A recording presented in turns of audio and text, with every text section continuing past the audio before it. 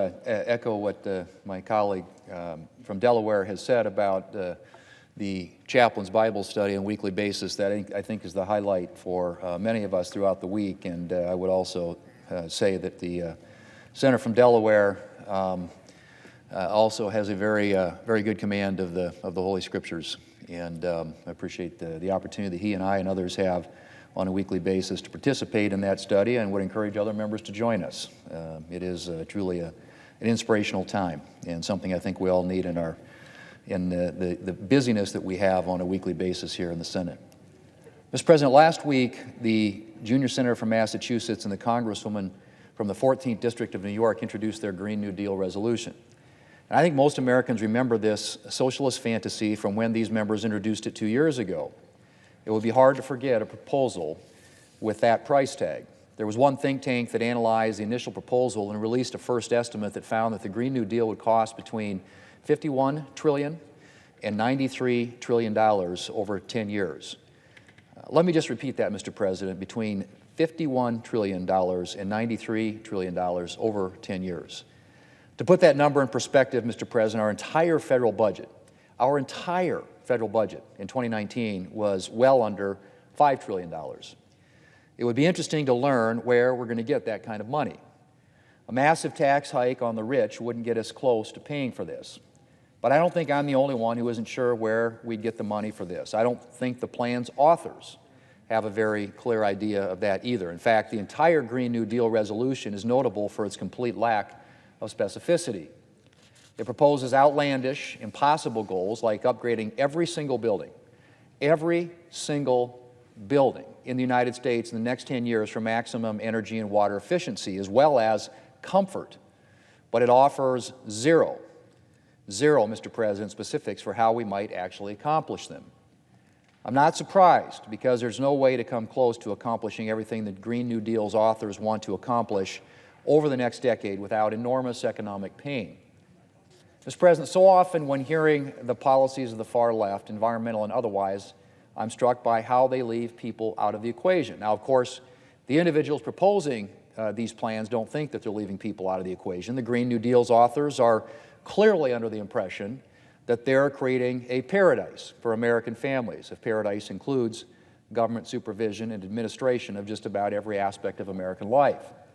But the reality is that, like so many utopian plans, most of the environmental left's sweeping ideas for remaking our society would have nightmarish effects in practice. Higher energy costs, reduced economic growth, sharp increases in the cost of essential commodities like groceries, huge tax hikes, and job losses. Mr. President, today I want to talk about just one example of the damaging potential of environmental extremism, which has relevance for a bill that I'm introducing today, and that has been an increasing tendency on the part of the environmental left to demonize the consumption of beef. And this tendency is creeping into the mainstream. Earlier this week, food website Epicurious, a site that a lot of Americans turn to when they're wondering what to cook for dinner, announced that it will no longer add new recipes featuring beef. The website said its move is not anti-beef, but pro-planet. It's pretty much wrong on both counts. First of all, the move to demonize beef could have real consequences for a lot of ranchers like those I represent in South Dakota. If demand for beef drops, some of these ranchers may be out of a job. Of course, the Green New Deal's authors would probably suggest a government program to help them out, but I can't think of many ranchers I know who would like to abandon their way of life for dependence on a government program. And, Mr. President, there's no reason that they should have to. Contrary to the story being pushed by the environmental left, beef production is directly responsible for only a tiny fraction of U.S. emissions. And beef cattle actually play an important role in managing pasture lands that sequester vast amounts of carbon. And on top of that, it's become clear that with certain feed additives, it's possible to significantly reduce cattle emissions, making the demonization of beef even more wrong-headed. Mr. President, today I'm introducing the Livestock Regulatory Protection Act with my colleague, Senator Sinema. I actually introduced this bill years ago with the Democrat leader before it became dangerous for members of Democrat leadership to support anything that might anger the environmental left. The Livestock Regulatory Protection Act is simple. It would prevent the Environmental Protection Agency from imposing emissions regulations relating to the biological processes of livestock. We really shouldn't need this bill, Mr. President, but it's becoming increasingly clear that we do. This legislation was included in annual funding bills on a bipartisan basis for a number of years after the Democrat leader and I first introduced it, but the House has omitted it from its recent bills, and the Senate has had to secure its inclusion in the final bills. Passing this legislation would give livestock producers long-term certainty that their livelihoods will not be compromised by overzealous environmental crusaders. Mr. President, I believe very strongly in protecting our environment. I've been an outdoorsman all my life. In many ways, outdoorsmen and women are the original environmentalists. If you value spending time in the outdoors, whether you're hunting or hiking, fishing or swimming, it's likely that you're going to care a lot about keeping our air and water clean, preserving native species, and safeguarding our natural resources. I've been interested in clean energy issues for a long time and have been introducing legislation to support clean energy development for more than a decade. In February, I introduced two bipartisan bills to support the increased use of biofuels and emphasize their clean energy potential. Currently, the EPA's modeling does not fully recognize the tremendous emissions-reducing potential of ethanol and other biofuels. The Adopt GREET Act, which I introduced with Senator Klobuchar, would fix this problem and pave the way for increased biofuel use, both here and abroad, by requiring the Environmental Protection Agency to update its greenhouse gas modeling for ethanol and biodiesel using the U.S. Department of Energy's GREET model. I also introduced a bill to advance long-stalled biofuel registrations at the EPA.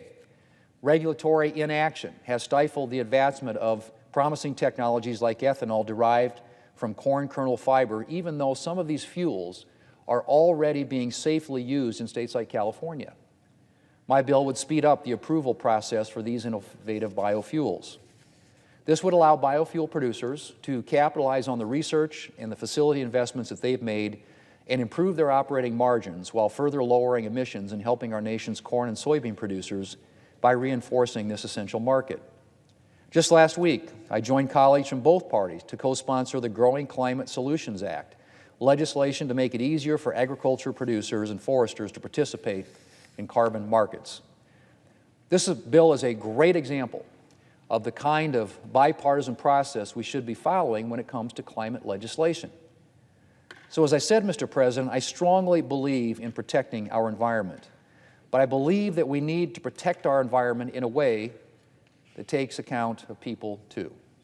And that means promoting legislation that is good for our environment and for our economy, that is good for our environment and good for agricultural producers, that is good for our environment and good for American families. And that's why I've introduced proposals like the Soil Health and Income Protection Program, or SHIP. This program, it's a short-term version of the Conservation Reserve Program, is a win for both our environment and for farmers and ranchers. SHIP, which became law as part of the 2018 Farm Bill, provides an incentive for farmers to take their lowest-performing cropland out of production for 3 to 5 years. Like the Conservation Reserve Program, it protects our environment by improving soil health and water quality while improving the bottom line for farmers. Along with my livestock producer protection bill, I'm also introducing legislation today to eliminate the November 1st haying and grazing date for cover crops. Cover crops provide a lot of environmental benefits. They improve soil health, reduce erosion and nutrient runoff, improve water quality, and sequester carbon. They also benefit farmers since their animals can graze these crops, or the cover crops can be harvested to provide forage for livestock. Currently, the haying and grazing date, the date on which farmers can start harvesting or grazing cover crops on prevent plant acres, is set for November 1st, which is too late in the year for farmers in more northern states like South Dakota. Early winter weather in these states can cause cover crops to freeze before they can be used for haying or grazing. The legislation I'm introducing today with my colleague Senator Stabenow would fix this problem by letting farmers harvest and graze cover crops outside of the primary nesting season, which ends August 1st in South Dakota, allowing both farmers and our environment to benefit from these crops. Mr. President, protecting our planet is imperative, and government certainly has a role to play in promoting clean energy and sound environmental policy. But putting the government in charge of our economy, in fact, putting the government in charge of pretty much every aspect of American life, as the Green New Deal would do, is not the answer. Innovation, not government, is the key to addressing environmental challenges. Unfortunately, President Biden is embracing a whole host of Green New Deal-like policies. Take his so-called 30 by 30 directive directing the U.S. Department of Agriculture and other agencies to provide recommendations to conserve 30% of U.S. lands and waters by 2030. I've already heard from ranchers and landowners in South Dakota who are concerned about the measures the administration could pursue to meet this goal, including federal land acquisitions and burdensome regulations on private landowners, many of whom are already doing everything they can to promote the health of their land. There's also serious reason to doubt the government's ability to manage a vast amount of new land. The federal government already frequently fails to properly manage the land that it already has. Yet some believe that we can give the federal government huge new swaths of land and somehow the government will manage it properly. But that's the problem with a lot of these socialist fantasies. They assume that the government will achieve levels of efficiency and productiveness that the government has simply never demonstrated. It's the triumph of fantasy over experience. Surely the people espousing socialist fantasies have sat, I should say, in long lines at the DMV. Or remember how the Obama administration had more than 3 years to prepare for the opening of the Obamacare exchange, yet couldn't even come up with a working website in that time period. And yet the Green New Deal's proponents are advocating that we put the government in charge of pretty much every aspect of American life. Socialists and the Democrats parroting their ideology don't want to believe it, but the truth is that private individuals are often a lot more efficient, effective, and innovative than government. And we should be focusing our energies on supporting that efficiency and effectiveness and innovation instead of attempting to solve our environmental problems by giving government more than it can handle. Mr. President, I will continue working here in Congress to advance policies that promote clean energy and improve our environment without placing heavy burdens on American workers or American families. I will continue to advocate for policies that encourage and harness the ingenuity of the American people in facing our environmental challenges, and I will continue to oppose legislation that prioritizes supposed environmental gains over the well-being of the American people. Mr. President, I yield the floor.